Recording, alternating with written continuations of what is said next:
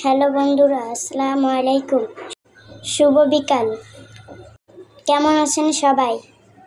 বিকেলের আকাশটা খুবই সুন্দর দেখতে।